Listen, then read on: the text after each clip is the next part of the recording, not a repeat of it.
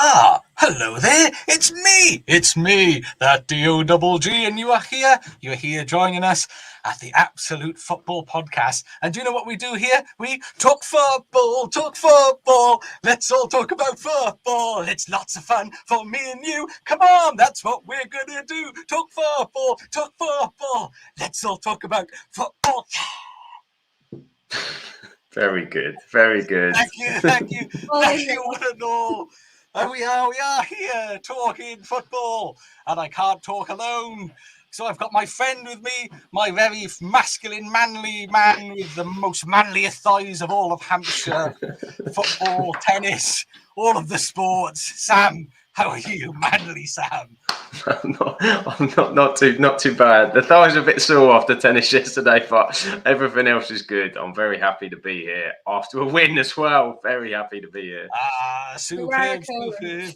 And it's not just me and Sam talking football. It's our dear friend, the lady who offends insecure men all over Twitter just for being a woman that exists and talks about football. It is Hannah. How are you this evening, Hannah? Hello, everyone. I'm good, thank you. And yeah, that is true, but I kind of love it. I'm kind of living up to my villain status.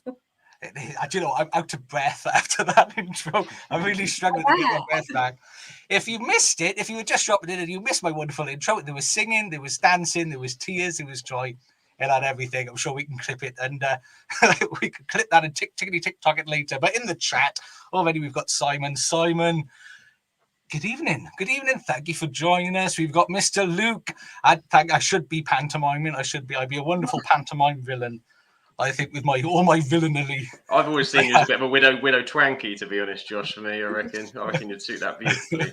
Twanky. And also in the chat, it is good afternoon from Charlotte, North Carolina.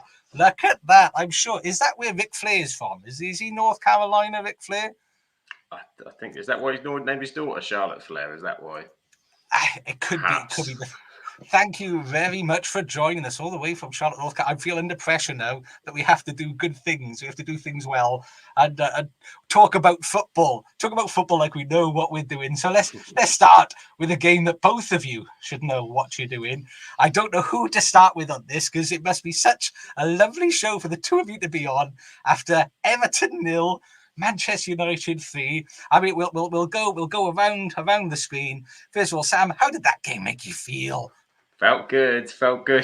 It felt unlike I felt on a Sunday for quite a while. I can't remember the last time we won on a Sunday, a Super Sunday. Normally, my routine is quite on a 4:30 kickoff as I watch it, and then I do the washing up afterwards. As kind of I've done the game and that's it. And normally, it's the most sad washing up, the scrubbing's just slow and just somber. Smashing plates. Oh man, I was like lobbing stuff around, tea towels around my head. Oh, I was absolutely majestic.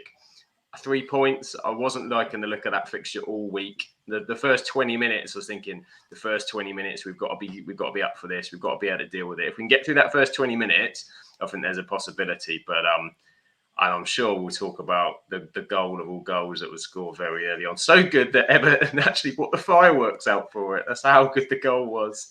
I was very pleased. Goals.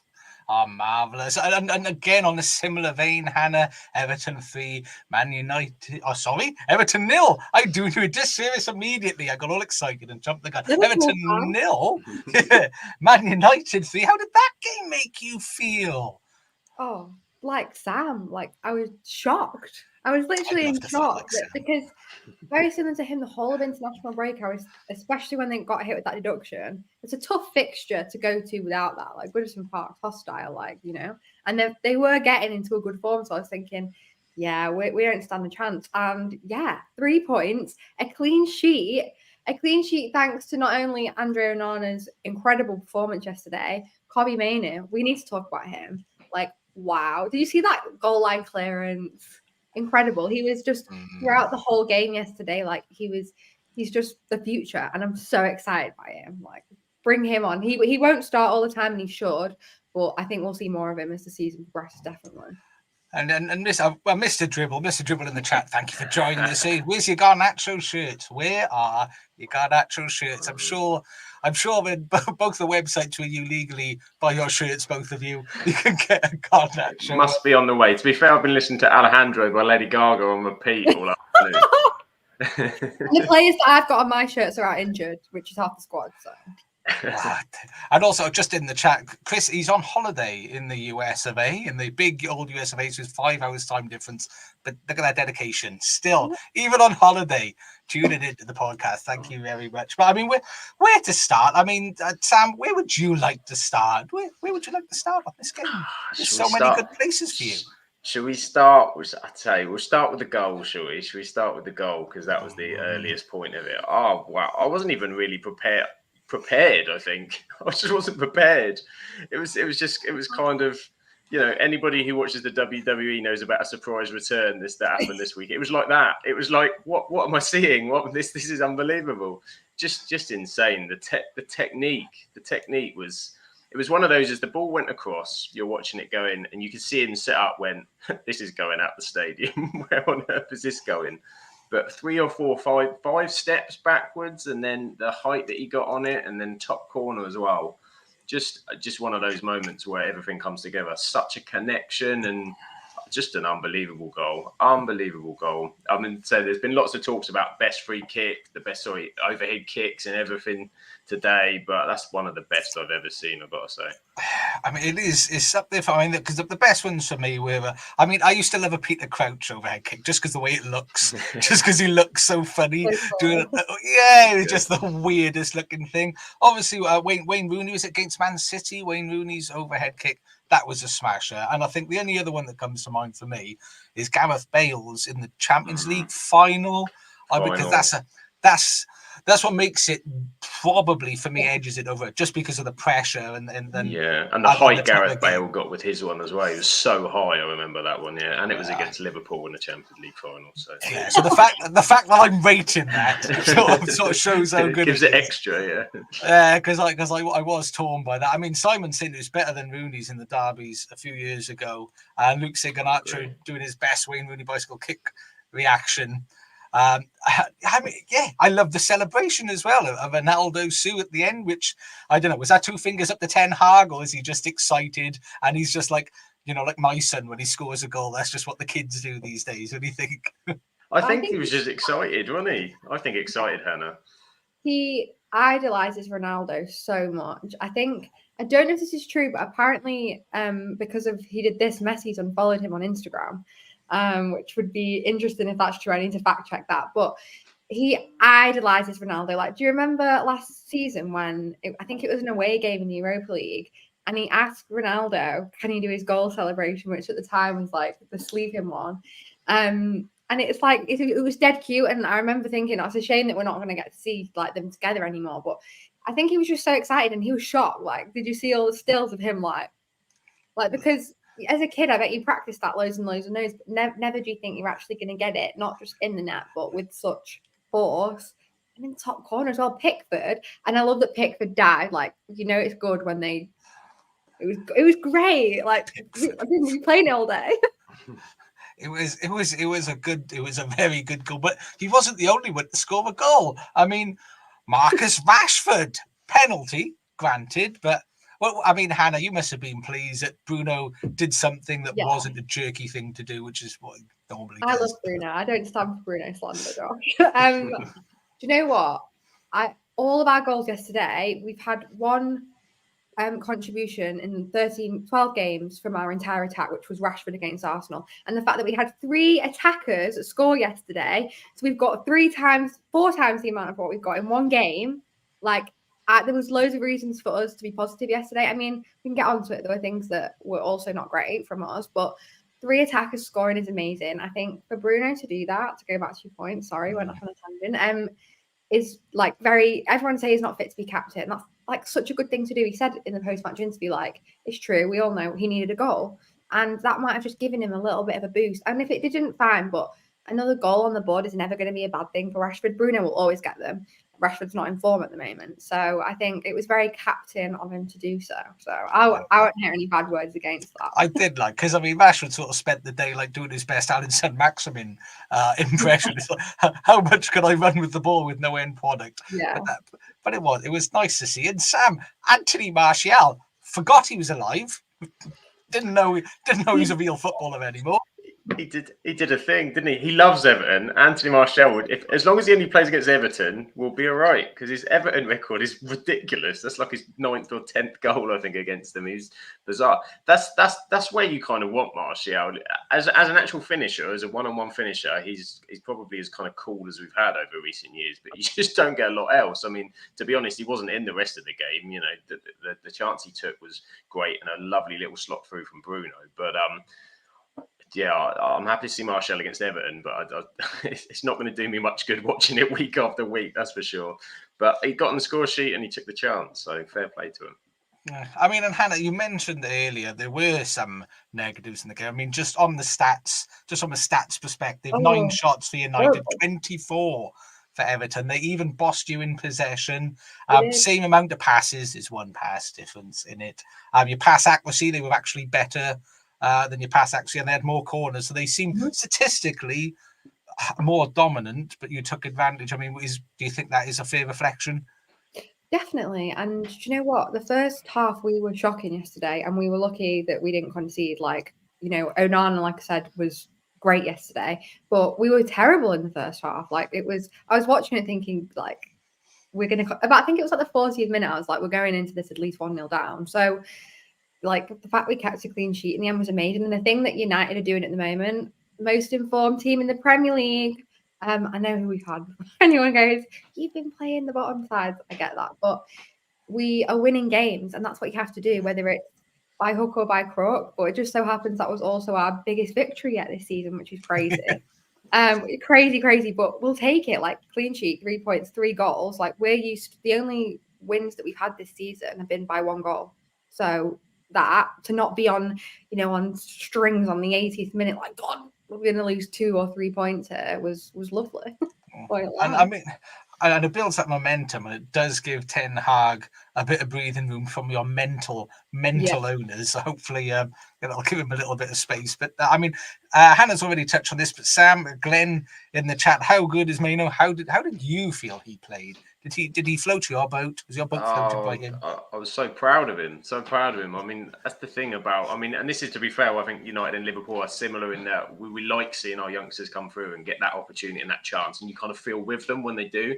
My God, how cool and composed did he look? I mean, he just looked, that for the first couple of passes that he hit was just, you're thinking, this kid, I was worried when I saw the lineup a little bit, because I thought, oh my God, we're chucking him in at Everton, the cauldron that could be. But it just shows what Ten Hag felt about his personality, he could manage it.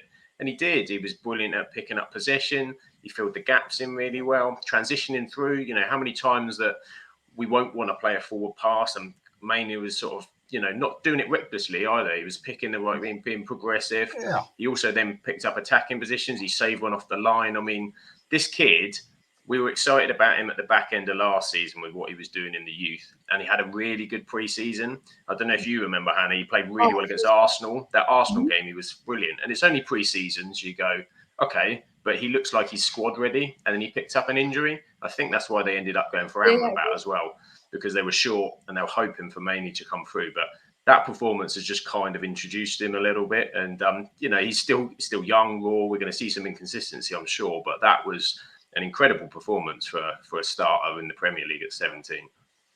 And I mean, people on Everton, I mean, obviously they're gonna be a little bit miffed. But I mean, based on that performance, surely that they should be okay. Do you think they should be okay to pull themselves back up? Yeah. I mean, you just said they created a lot of opportunities. Calvert-Lewin should have had at least 1 yesterday, possibly 2. You know, the header that he had that was straight at Onana. They created some good stuff.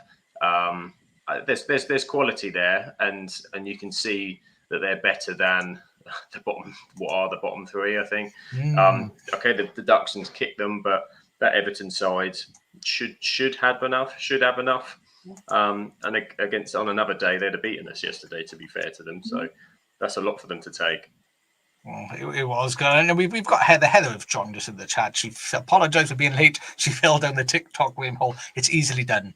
That is easily done. And Luke is just enjoying it. I think that says United.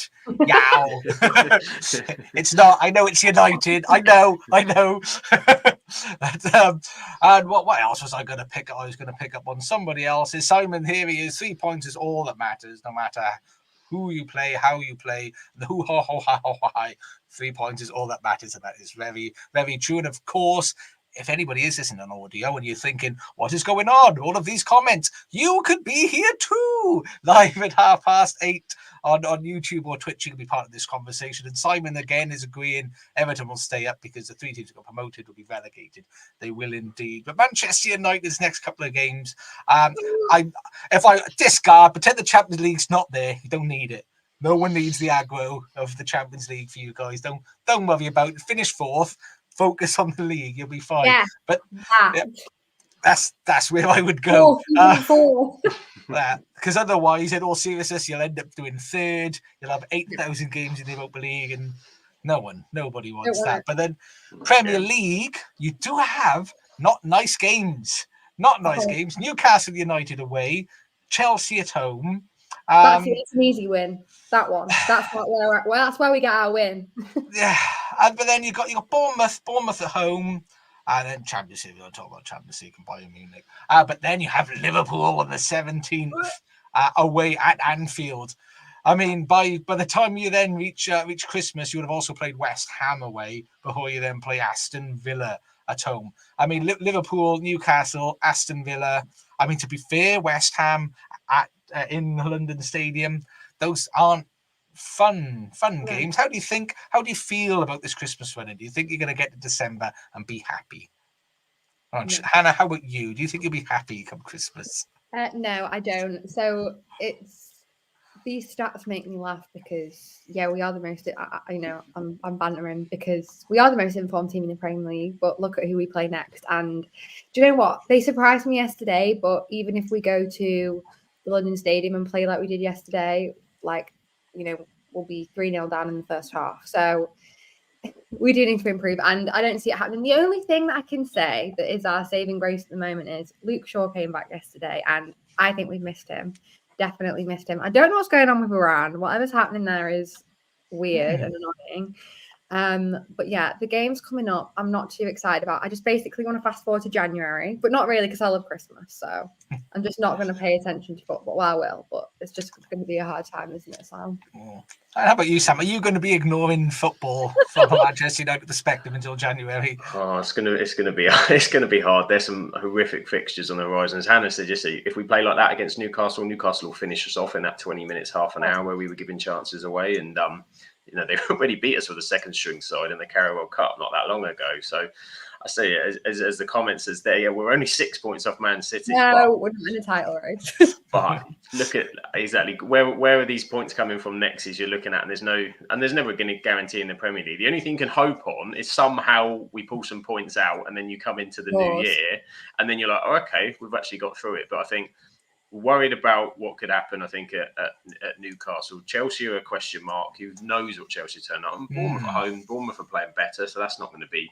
We struggled with those kind of teams at Old Trafford all season as well that make things difficult for us. And then we've all been dreading the Liverpool at Anfield one after last season, and it's just... I haven't. Who's been dreading that?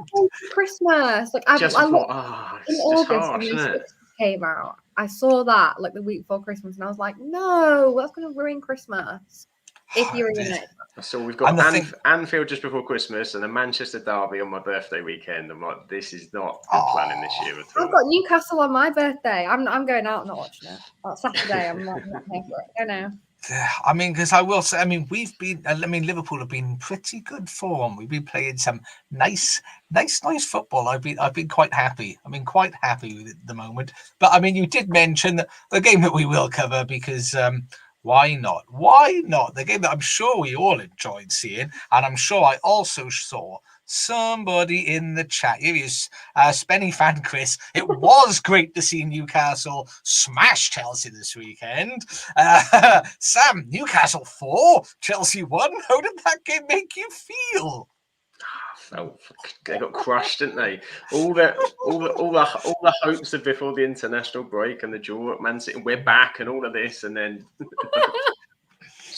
trod on like a grape underfoot, weren't they? And Newcastle absolutely, tore through them. This Chelsea side showed in the one thing about the recent games, I know they scored 4 against Manchester City, and everyone said they scored 3. They were conceding lots of goals as well. There was lots of goals going in, and that's two. They conceded 4 times in 2 games as well. And it's the first time in the history they've ever done that in the Premier League. I think it's Poch's biggest ever loss as a Chelsea manager and overall in the Premier League as well. So overall, the defending was poor. They just weren't intense enough with it. Do you know what my thing with that?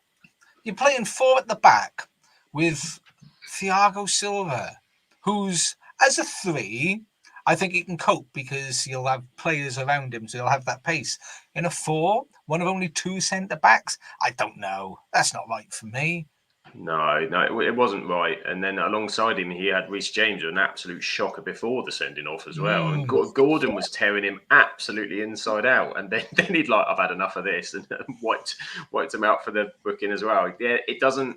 The balance of that Chelsea team doesn't look right at times. And I think everyone got a bit excited because of the Manchester City game, and I think it's a step backwards again by the looks of it. Yes, it was a bit. I mean, and in the chat as well, you enjoy this. Chris is saying, even with all the injuries, Newcastle still beat Chelsea. And Heather is also saying it was the same depleted Newcastle team that Bournemouth beat as well. Luke said Chelsea spent $1 billion on that squad and cannot beat the Newcastle side who are in an injury crisis. I mean, Hannah, you haven't got to laugh at Chelsea on the pod for a little while. I'm sure they won a game when you were on here last. Do you want to have a little giggle? I think we should all have a little giggle. Do you know what? I'll always laugh at Chelsea. Always. And I would love to know how long everyone thinks Poch is going to last, because I don't think he'll last all season personally. Because I know what Todd Bowley's like. He's a bit tap-tappy. He is, and I don't think Poch is a good manager either.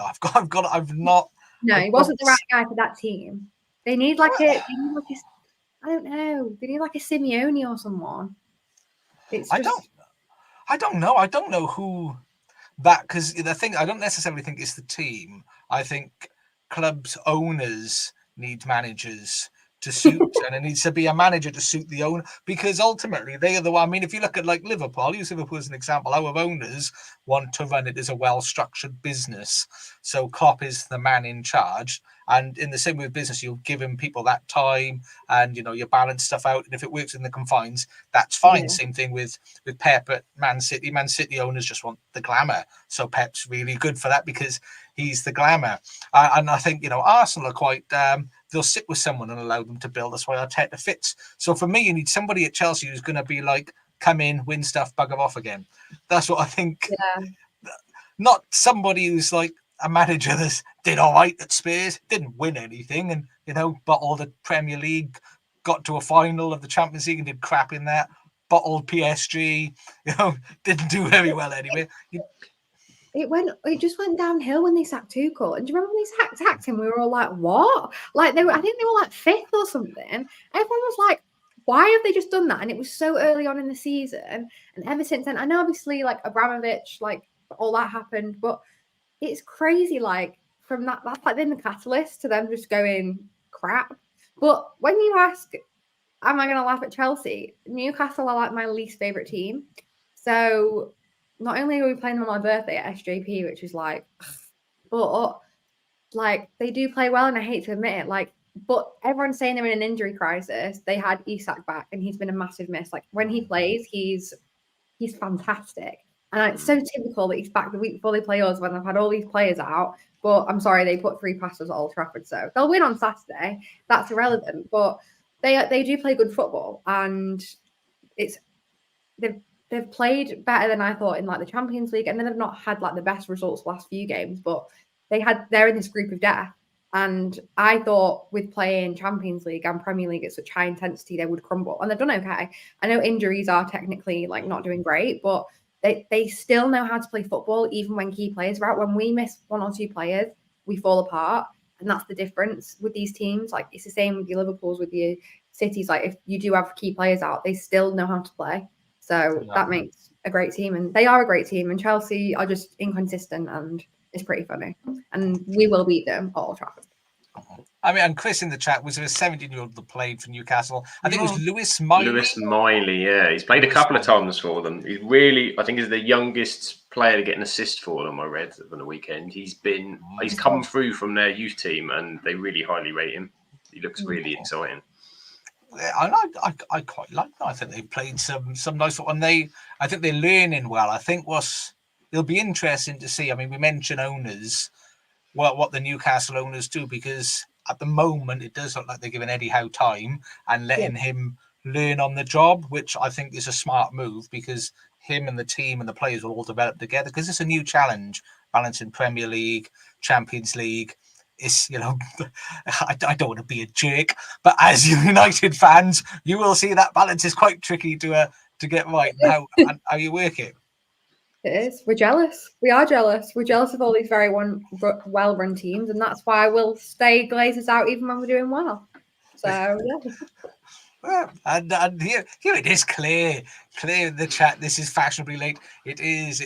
And Claire, my person with my favorite is hashtag don't be a dick. And I like to use that one. No, normally when Claire or Hannah or Charlotte are being upset for being women and existing and talking about things that dares to offend men, don't be a dick.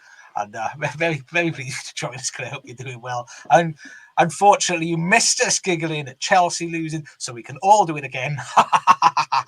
Heather saying, get Super Frankie Lampard back.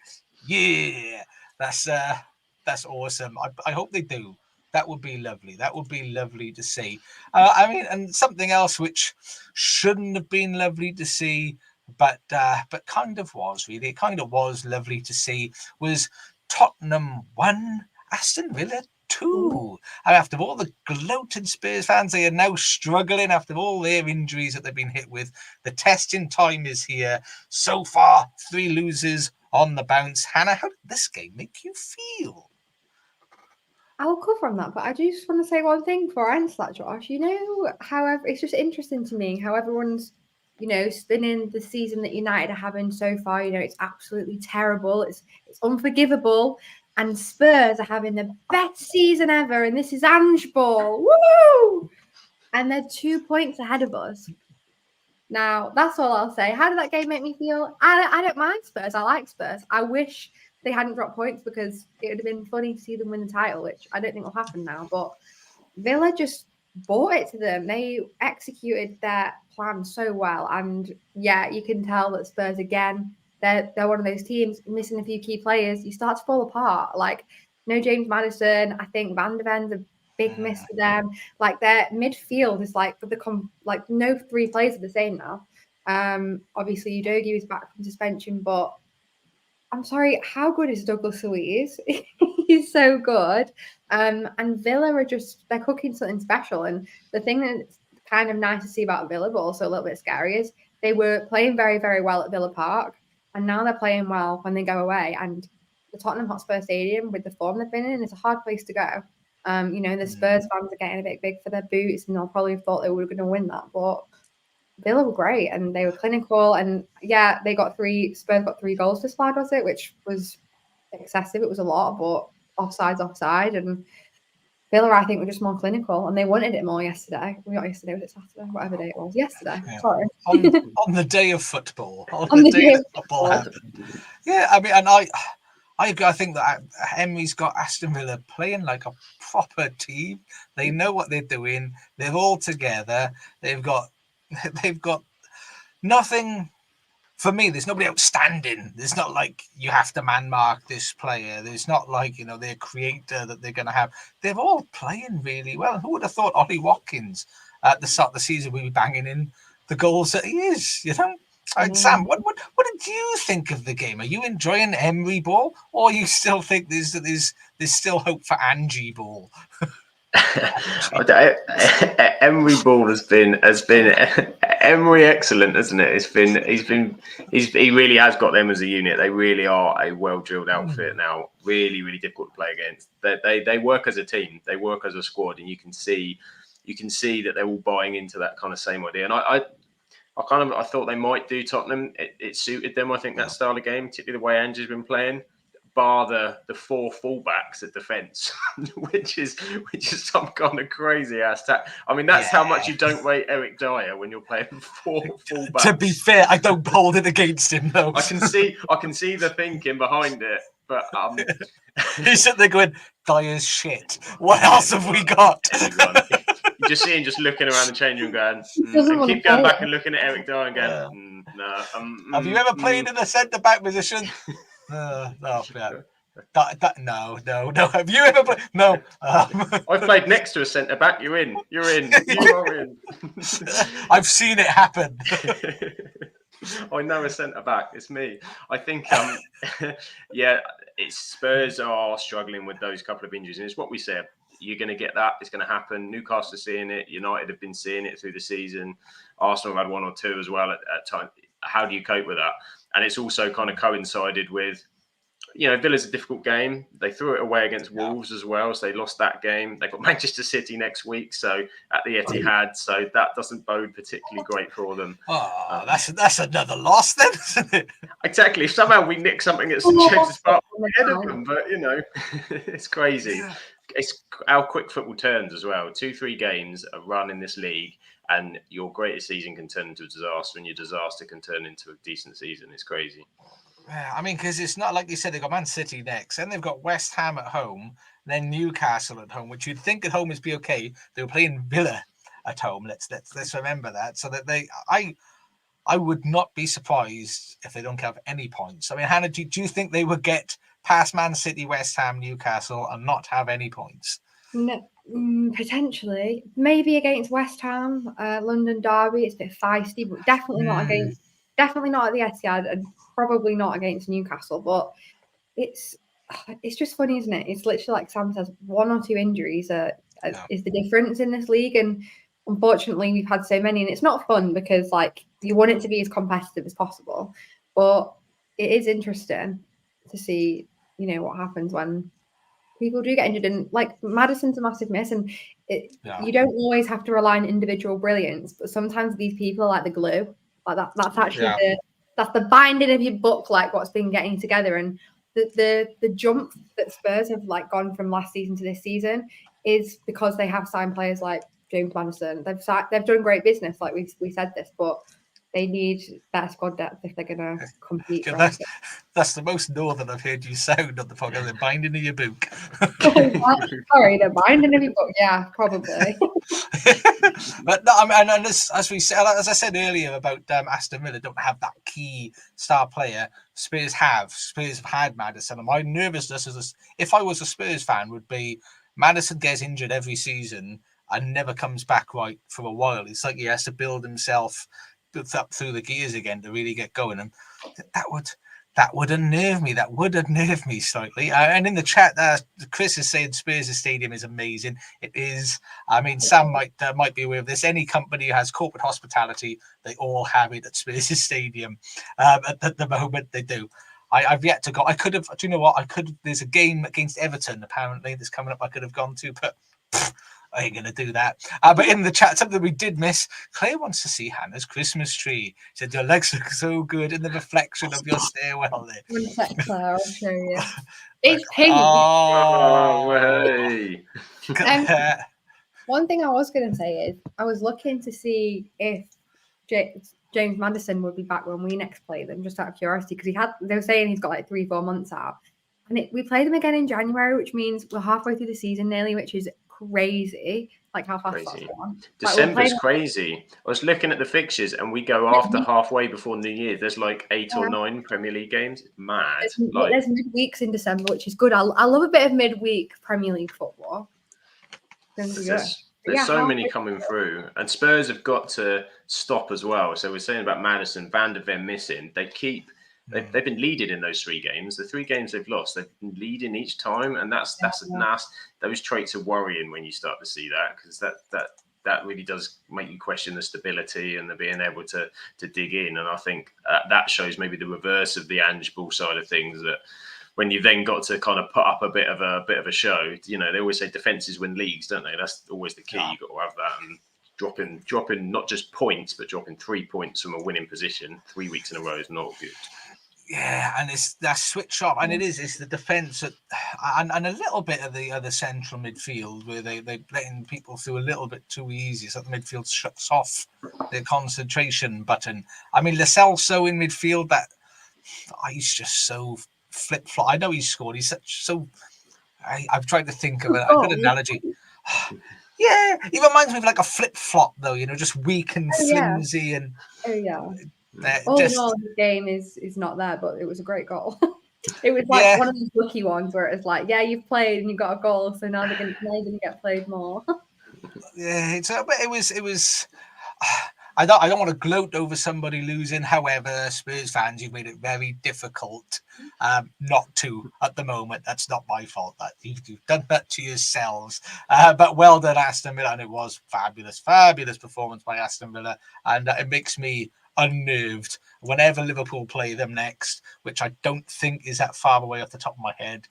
I'm unnerved. I am unnerved. But which game shall we pick? I mean, the next game, very. Do you know what? Well, let's have a little happiness before we get to some dirty games. Luton 2, Crystal Palace 1. Woohoo, Hannah! How did that game make you feel? I didn't actually watch this one, but I was watching it on Match of the Day. And for me, it's always, I'm not trying to make it about United, but it's so nice to see United academy players doing well. Like Alanga scored in the Forest game. Obviously, Garnacho scored, and it was a great goal from Mengi as well. I think Luton are in a bit of a confidence thing at the moment. Like they've had their forms picked up. I think ever since that draw against Liverpool, sorry, Josh, they've got a bit of oomph about them, and it's nice to see. Like, I don't think they'll stay up, but it must be nice to be coming in and finally winning games. Like, I remember when they picked up the first point and they were like, oh my god, so to be getting 3 points is good. And Palace are a hard team. Like, they beat us at home. Not saying that makes them a hard team, but Palace have had some good wins this season. So I think that's a great result for Luton. Like, we should be happy with that. I mean, and Sam Palace, they're dog ugly to watch, aren't they? They're one of the most awful games of football to watch from Crystal Palace in at the moment. They're a funny team, aren't they? Because I think we said this on the pod before. They're kind of just there, aren't they? They've been stuck out kind of around the middle, and they had that really amazing run when Hodgson came in last season, where he just like flew them up the table and wins. And they've now lost 4 in the last 5, which is as many as he lost since I think he came in before then. So it's bonkers. I mean, obviously they scored a phenomenal goal with Elise. Having Elise back is big. They've missed him immensely. Him and Esse are so key to that team. But and Edouard, obviously, in my dream team, and got a goal disallowed, which was disappointing, but it was the right decision, so I have to accept it. But yeah, Crystal Palace you just never quite know what you're going to get with Crystal Palace. Sometimes you say sometimes they'll be dogged, and you go, yeah, I can see it. I can see there's a real interest inside there, but then they'll turn up at Luton and get done. But fair play to Luton. I mean, they are when they came up, we said they need their home games and set pieces for a promoted side. I think half their goals have been set pieces. They've been so crucial for them. And to get a win at Kenilworth Road as well, because I think their win came away at Turf Moor earlier in the season. So in front of their home fans. At the week that Everton lost as well and had 10 points deduction, they'll now be looking at it going, maybe. Yeah, I mean, it would be nice for Luton to win. I mean, as Simon's saying, they're probably still going down. Yes, he's still jealous of them. I'm still very upset that Luton went up instead of Coventry. They shouldn't have. That will hurt me for a long time. So I'm as happy as I can be for Luton for winning a game of football. Enjoy it. And that's all the positivity that they're going to get out of me, because they really did upset me. But I mean, we're shifting on. Let's take a look at some of the games that we haven't covered. Obviously, Manchester City, Liverpool won the game that I'm sure everybody was happy ended in a draw. Surely, as Man United fans, you must have been happy that was a draw. To be honest, at the moment where we're at, I didn't really care because it's not bothering us. Do you know what I mean? I'd love to be worried about that result and what it means for us, but it didn't really mean an awful lot. So I just kind of actually quite enjoyed that one for a change, rather than having to sit on the side of, the enemy of my enemy is my friend for a day. It was just kind of, but just go and play some football. It was what you expected as well, for me, I think. Yeah, I think coming back off the international break, you could see there was a little bit, the intensity of the game wasn't quite there in some of the other aspects that you had it. Liverpool were good, not great. Man City were good, not great. But I think Liverpool nullified City very well. And Klopp said, if you'd have been at it, you probably would have picked them off. And he's probably not far wrong. But I thought you dealt really well with some of their threats. So I thought Man City were a little bit more one-dimensional, and I saw everything seemed to be give it to Doku, give it to Doku, give it to Doku. There was a bit of that going on for a while. Fantastic goal by Trent Alexander-Arnold as well to pull Liverpool back in it, and a good point though for Liverpool. It's a good point. So yeah. All I kept thinking was if Nunes had composure, the goals he could have scored. It's like the little engine that could. I don't know about you as non-Liverpool fans, but you're like willing him to score a goal. Like, please do it because you try so hard. And his goal contributions are massive. Him and Salah, I think I saw a stat somewhere. They're one of the most. It's the biggest partnership, isn't it? I think in terms of goals. In the league, yeah. Which is. But it's more Nunes to Salah than the other way around. Which, I'll take it either way, but just somebody teach him to finish and just to chill his head out a little bit, please. And that would be lovely. As a side, but I thought Trent allegedly might face action from the FA. So, are we all in agreement that that's just silly? It's stupid. I'm sorry. He didn't even it wasn't even an offensive celebration. It was, have you seen the picture of him? Because he's so calm and composed. And I won't do what the City fans are doing. It's an obvious gesture. Like all of them, they're all fuming. And I love seeing City tears. But the fact that he's going to get charged for literally doing a shush celebration is ridiculous. Football is silly if that's true. No, I think, Pep saying it's quiet in here. There's no atmosphere. It's quiet. And that's what Trent's saying. Oh, look, you're all so quiet. They're all concurring. He had to tell them to. This is what I mean. It's embarrassing. They've just won a treble. It is so embarrassing. No, and there isn't an atmosphere, and I think I did as a sidebar. I just feel there's such a heavy football tourism at the Etihad. There's so many fans from the Middle East and different countries all coming. That there isn't going to be that atmosphere because you don't have a huge amount of local fans going to the game because the games are bloody expensive. I've got 3 fans. You got 3 fans, and 3 fans. And it's hard. They're not going to learn all the chants all everywhere from the Middle East, and a lot of them probably don't speak English or would struggle. So they are going to struggle. So just deal with it. Simon's asking what happened with Nunes and Pep. No, I have no idea. I don't know. I've seen it. I've seen something happen, but I've not seen I've not seen anything. I'd like to see it. It'd be fun. I do think that Pep's a lunatic, but wanted to have a go at Nunes. He's a big boy. He's a big fiery boy. He's a big fan. I'm quite interested with Nunes as well because he's now playing under Bielsa, isn't he, for Uruguay? I'm interested what Bielsa's going to do to Darwin Nunes as well. His head's going to be all a jumble, isn't it?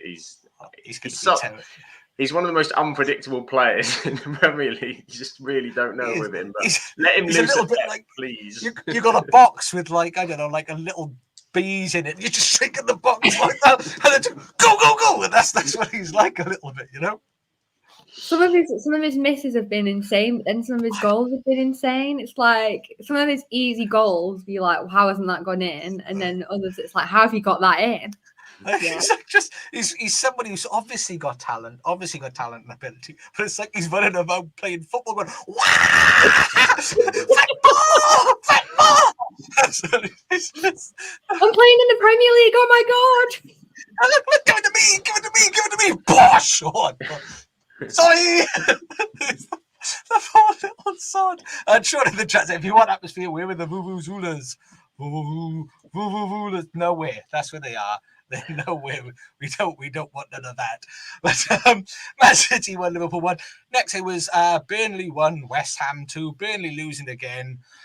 I think that's going to be the same every week. Surely, anyone see any change to that, or is old Mega Mind just too pig-headed? Not if they keep chucking away injury time leads. No, I mean that's not going to help you when you're looking for your first win and you go and do that again. They just can't buy a win, can they? Can't buy a win. It's all red. Look at that form. That's not good. No, everybody said, and I will say, I did say that this would happen. If you remember at the start of the league, I said he's going to try and play the same football and they're not good enough. That is right. Listen to Uncle Josh. I will guide you all. I will guide you all well. So I say Vincent Kompany's Burnley. The next game that we didn't cover was Nottingham Forest 2, Brighton and Hove Albion 3, with my favourite moment of the weekend. Was it Lewis Dunk getting sent off for abusive language to the ref? I am all for this. I am all for that. I don't know what you two think, but for me, I honestly, the one thing that does boil my blood is the amount of abuse that players give referees and the way that they talk to them. I heard Danny Murphy speaking the other day saying, I used to maybe say things quite like that, but the difference was the ref would give it back. But I'm sorry, it's not acceptable. It's not acceptable, especially on such a public platform as well. But in life in general, I don't think it's right. I hope to God, I want to see red cards for crowding the ref. You know, when they come around the referee, I want to see the ref be like, go back, no, right, yellow. Yeah. Like, is it Oprah? You get a yellow card. You get a yellow card. Yeah, that's what I want to see. So I would say whatever you call the ref, he was correct. Irrelevant. I think we do need a little bit more respect for the referees. But the next one was Sheffield United 1, Bournemouth 3. Heather, Bournemouth, what a football game! Run. They played very well.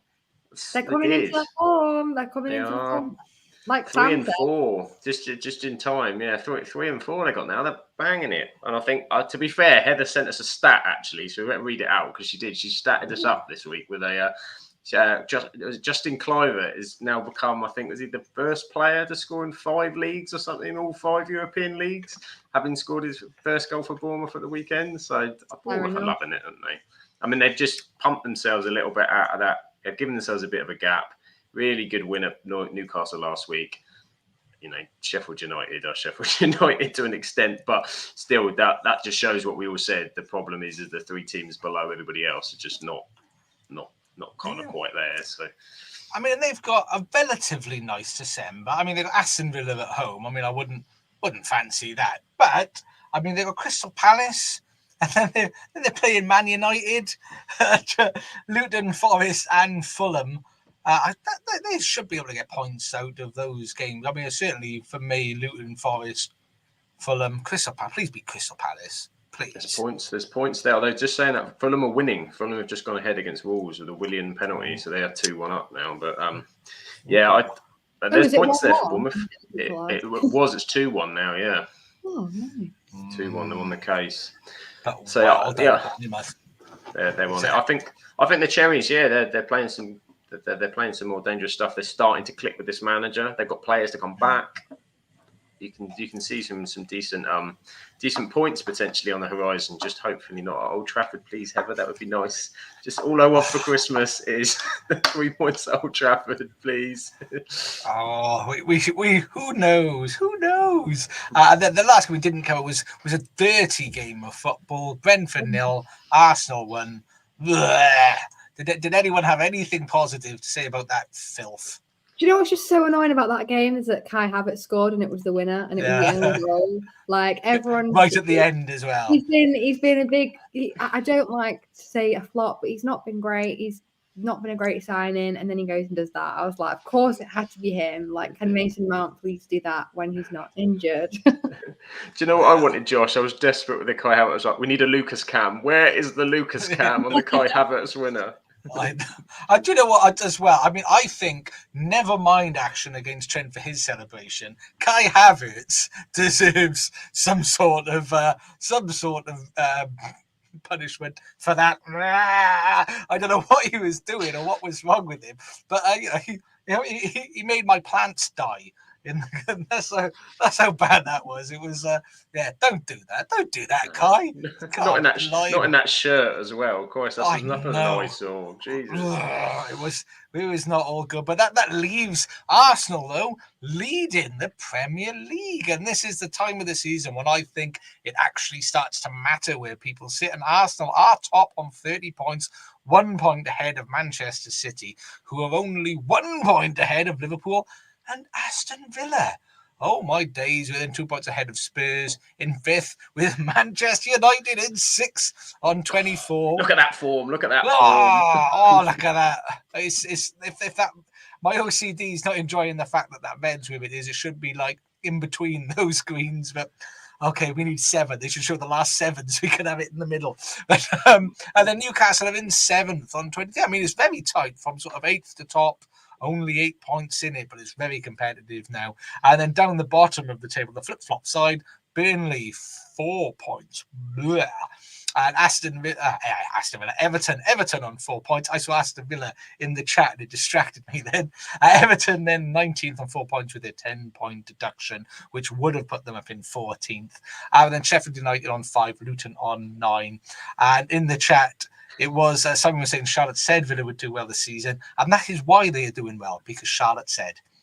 And apparently, Chris is saying that Kai Havertz celebration something to do with what he posted on Instagram, taking care of donkeys. That might be one of my favourite comments ever. It's just brilliant. What he posted on Instagram about taking care of donkeys. Why not? Why not celebrate that way? Yeah, they're all doing this together. The donkeys are there with their hooves in the air. Save the donkeys.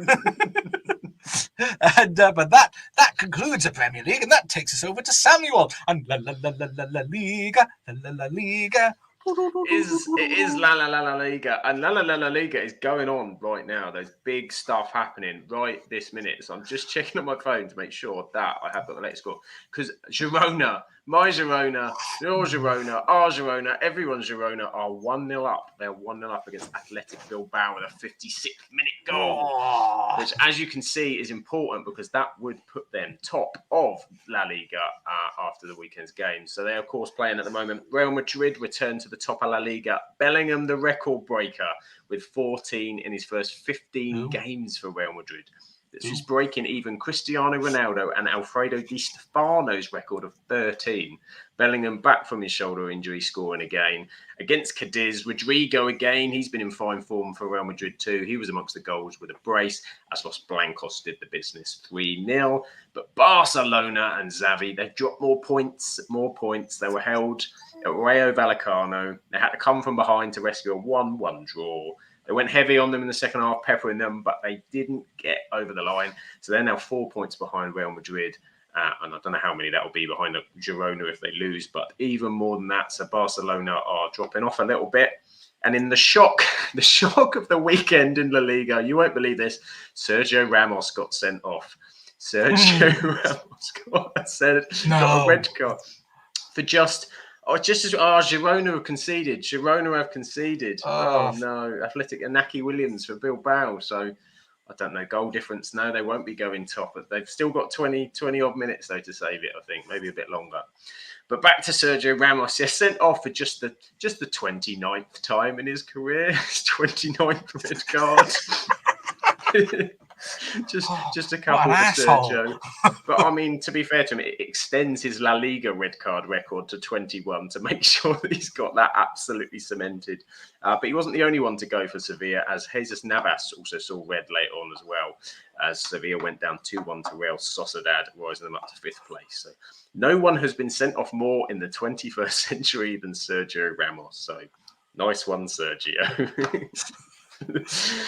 Elsewhere, Antoine Griezmann scored yet again for Atletico Madrid as they beat Mallorca 1-0 to stay in the title hunt themselves. While Villarreal, the Yellow Submarine, sank Osasuna with a Jose Luis Morales hat-trick in a 3-1 victory.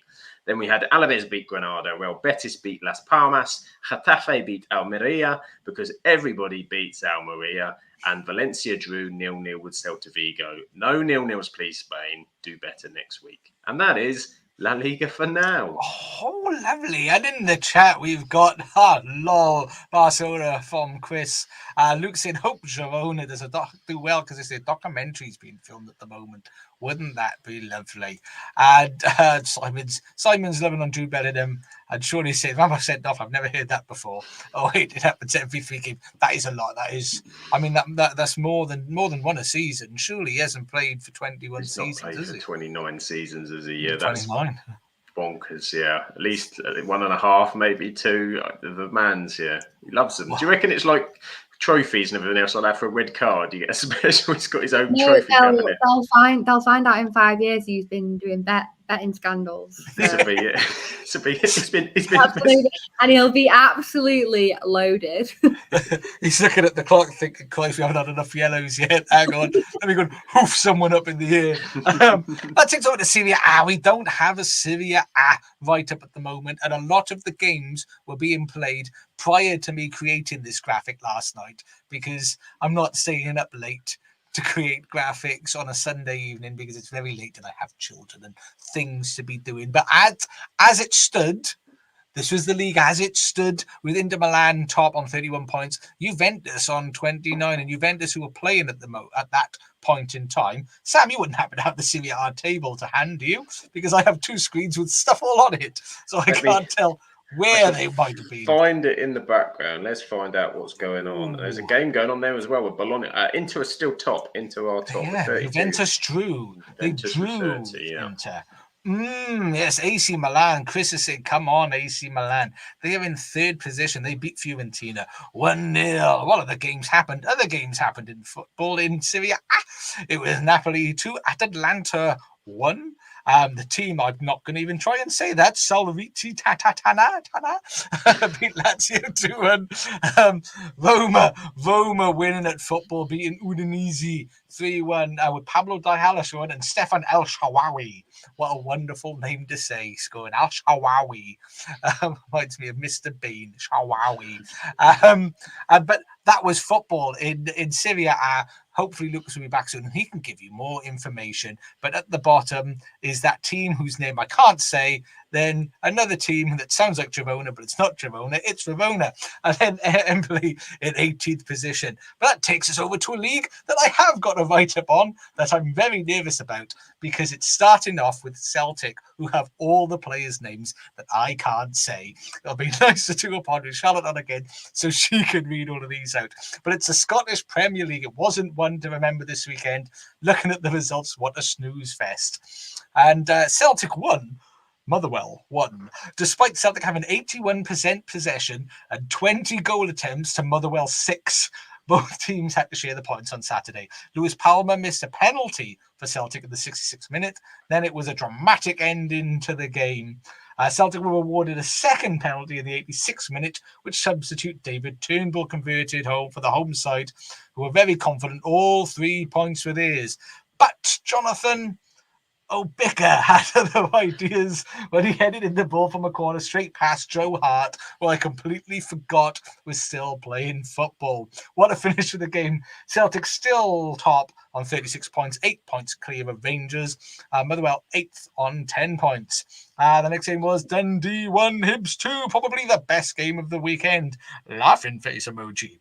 Tavares I think that's how you say it, put Hibs up 1-0 in the 16th minute. A day to remember for Hibs defender Liam Miller. He was booked just before half-time, scored the second goal for Hibs in the 50th minute, and then 5 minutes later was given his second yellow.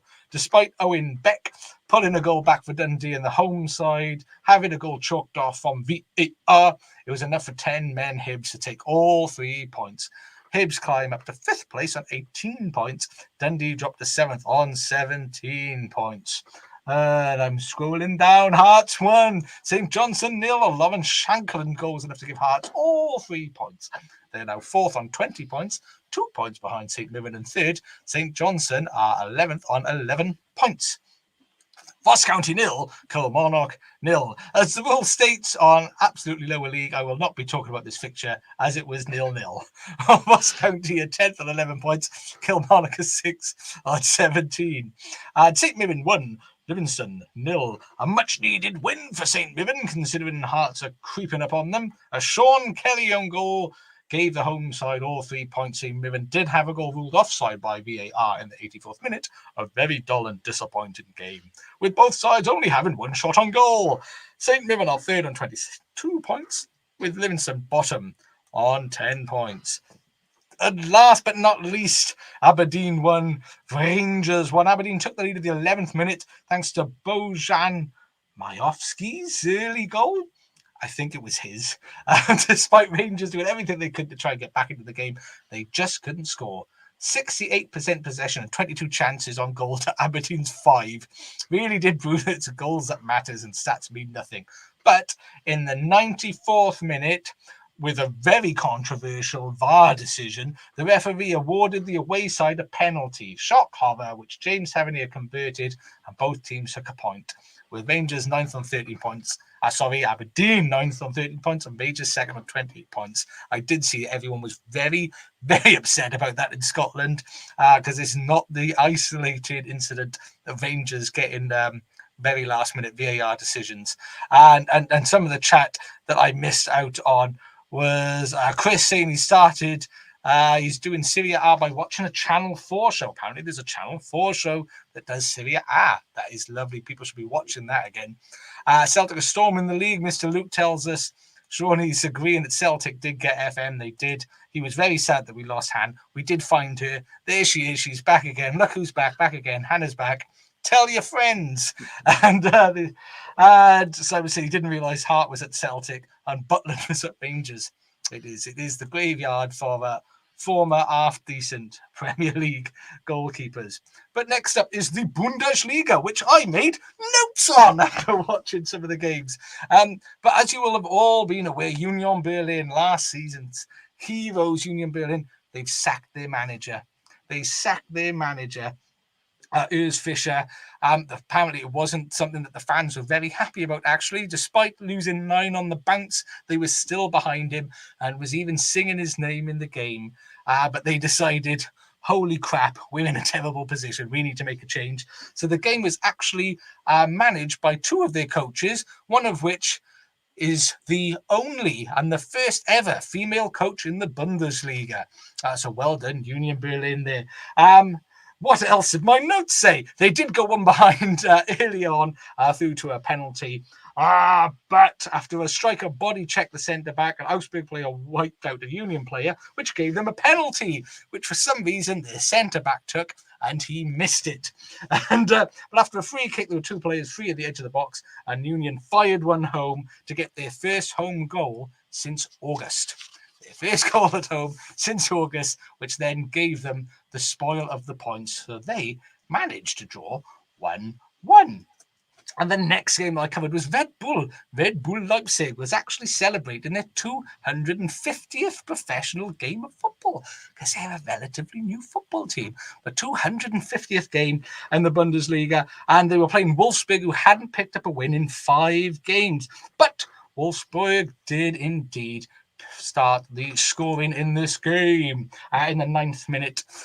And then it was quite boring for a period of time until Leipzig equalised in the 52nd minute. There was also a VAR check, though, in between then. And their midfielder, I believe whose name I did write down, but I cannot remember, he was yellow carded for diving. It was a dirty diving for Red Bull Leipzig, and he got yellow carded, and that ended the second half. However, in the 66th minute, the Brazilian Rogério sounds good enough to me. He put Wolfsburg 2-1 ahead for victory. Victory for Wolfsburg. And the next game we looked at was Frankfurt versus Stuttgart. Frankfurt were unbeaten at home in 15 games, and Stuttgart was starting Undav up front as Gavassi, the top goal scorer, is still returning from injury, but he was on the bench, I believe, and actually came on in the second half. But 60 seconds in, Stuttgart had a goal in 60 seconds, and I think, was that the own goal that was scored in that game? I can't remember. Where are my notes on that game? No one knows. Yes, it was. It was, Denison Dav scored the first goal in the 60th minute. The own goal came in the 26th minute against Stuttgart, which equalised the game. But then in the second half, Denison Dav again, this time assisted by Grassi, made it 2-1 to Stuttgart. who went on to win that game. And this was actually their best ever start to a Bundesliga season for Stuttgart. Best ever. Isn't that lovely for everybody? Borussia Dortmund was the next game that I looked at. It was 4-2 against Mönchengladbach. Very exciting first half. Very poo second half. So in the first half of the 13th minute and the 28th minute were goals by Mönchengladbach to put them 2-0 up.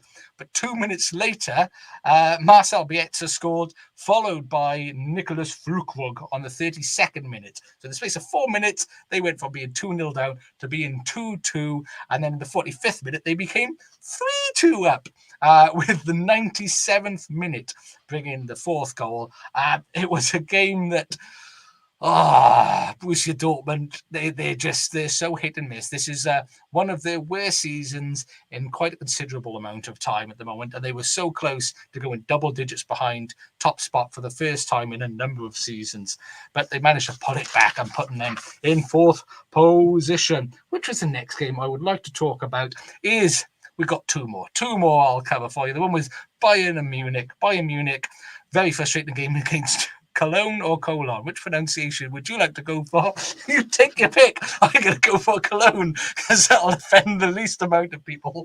But they managed to hold on. They frustrated Bayern Munich for a large portion of the game by absolutely peppering them with shots. However, on the 20th minute, after a Sane shot was saved, Harry Kane was there just to tap it in, a little tapper, to score his 18th goal in 12 games, 18 and 12, which means he has scored more goals in his first season than any other Englishman in the Bundesliga, more than Kevin Keegan, more than old Sancho, because he used to score goals, apparently.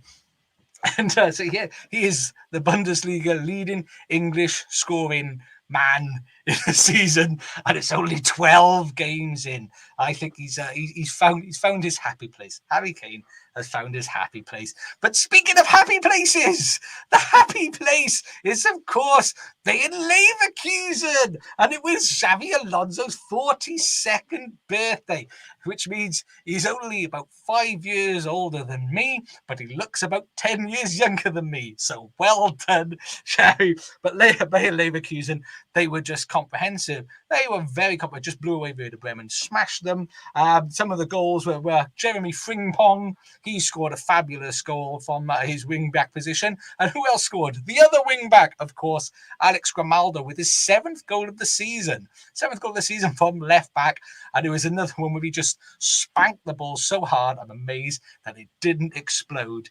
But that did, of course, they won 3-0, which would Bayer Leverkusen back on top of the Bundesliga, 2 points ahead of Bayern Munich. So that means that Bayer Leverkusen are top on 34 points, 2 points ahead of Bayern Munich, who are 5 points ahead of Stuttgart, who are 3 points ahead of Borussia Dortmund, who are 1 point ahead of Leipzig, who are 3 points ahead of Hoffenheim, who are 2 points ahead of Eintracht Frankfurt, who are 2 points ahead of Wolfsburg, who are 1 point ahead of Freiburg, who are 1 point ahead of Augsburg, who are 1 point ahead of Mönchengladbach, who are 2 points ahead of Werder Bremen, who are on the same points of Heidenheim, who are 1 point ahead of Bochum, and are 1 point ahead of Darmstadt, who are 1 point ahead of Mainz, who are 1 point ahead of Union Berlin, who are 1 point ahead of Cologne, who foot the Bundesliga table. And in the chat, there seems to be lots of things going on. Mr. Luke saying he's disappointed about Union Berlin, clearly struggling, and it must have been hard, and it was. Bear in mind, they were nearly falling apart, and the fans actually had to put money in to save the club just a few years ago. And apparently it is 2-2. 2-2, 2 penalties in the games, but apparently it was a pen checked by VAR, given a pen, so it is 2-2, allegedly. 2-2 in Fulham. Hwangi Chan, it was. Hwangi, or Channy. Channy's known. I love that. Gary Neal was referring to him as Channy the other day. Channy's put him level. Oh, bless. And Chris is saying some of these European leagues are far too easy for certain teams. I wonder if it's good for the league at all. I think it does. It's nice that Leverkusen at the top, and hopefully they'll be able to stay up there. In the Eredivisie, we haven't had anything sent through to us for the Eredivisie. However, I'm going to look this up because I saw an article which I thought was very interesting at the moment about league leaders, PSV Eindhoven. We have a PSV Eindhoven. Yes, they are top of the league at the moment, playing some very, very silky football. The average scoreline is 4-0. The average game they win in the Eredivisie by 4-0. But some of their players that you might recognise. Who are they? Sergio Dest, you might recognise as a defender, but their top goal scorer, who was, last time I checked, only something like 2 goals off the record, Jordi Cruyff's record, goal scoring in the Eredivisie. Luc de Jong from Newcastle. Luc de Jong is one of the leading goal scorers in the Eredivisie at the moment. Patrick van Aanholt, he is also tearing it up over at PSV. It seems to be the land of milk and honey for underperforming Premier League players. And yes, as Chris has noticed, Ajax are no longer in the relegation zone. In fact, they are in 8th position. Ajax have decided that they sacked their manager, got rid of all the questionable characters in the upper management team. If you know, you know. If you don't, I'm not really going to bring it up because it's a little bit inappropriate for a family podcast. But yeah, Ajax are winning football games 5-0 against Vitesse, which they've up in 8th position. But PSV are, I want to say, running away with it, but performing very well. Haven't lost, haven't drawn. All wins, 48 goals scored, only 5 conceded. 43 goal difference in 13 games. Outstanding on 39 points, with Feyenoord on 32 and Ahmad in 3rd position on 29. So I think there were some clear leaders at the top of the Eredivisie, and the league that nobody cares about because PSG just spoil it because they're losers and they spoil everything. PSG beat Monaco 5-2. They are still top of Ligue, and Nice are only 1 point behind them in 2nd. But as we know, that means PSG would have to lose games, which they don't because they just want to spoil Ligue 1 for everybody. But Lyon, however, still at the bottom of Ligue 1. Lyon still at the bottom. It's very, very unnerving at the moment. Hopefully, at some point, they can do something to pull themselves up, because wouldn't it be sad to have such an institution being relegated? Would it be sad? Who knows? Who cares? Because I don't, because that's Ligue 1 and PSG spoil it for everybody. But that is our European football, and that is our podcast. Hasn't it been lovely? Hasn't it been lovely to be together? Sam, thank you very much for joining us, Sam. It's been so lovely. Have you enjoyed it, and where can people find you? Oh, thoroughly enjoyed it as always. Where would I rather be on a Monday night than with you lovely people? Yes, you can find me. I'm up the FN Ducks, probably mostly on Twitter. We're not calling it X, it's Twitter still. We all know it as Twitter. And Tickety Talk. I've been doing some Tickety Talking. I've been working out the green screen finally and doing some Tickety Talkies. So we're having boom. We're having a bit of that. So I'm away next week. So I'll try and do a few Tickety Talkies while I'm away as well. So happy days. That is lovely. And hopefully, Hannah, it's been lovely having you with us. And of course, having a female talking football, hopefully triggering all the losers. That is my dream. That will make me so happy. But Hannah, for the nice people who want to be interested legitimately in what you have to say, where can they find you? Thank you for asking, Josh. You can find me at United Han if you sometimes want to see my football takes and slight misogyny, but we're mainly all positive on my Twitter. Again, Sam, not calling it X. It just doesn't seem right to say it's Twitter. Not, is it? And I will refuse to call it a repost. It's a retweet, and it'll always be a retweet. That is true. Twitter, I mean, X is either when something's wrong or if you're sending love to a loved one via text. I was going to say, or for those terrible people that have affairs, I'm sure they use them as well. But that's by the by, completely irrelevant. And of course, if you want to follow me, more fool you. But I am at FMFO_official everywhere. And just remember, be nice, in the words of Claire. # don't be a dick. But the big thing is, please, if you are watching, if you're listening on an audio platform, hop over to YouTube and drop us a subscribe. That would be lovely. It costs nothing. Totally free. No dollar out of your pocket.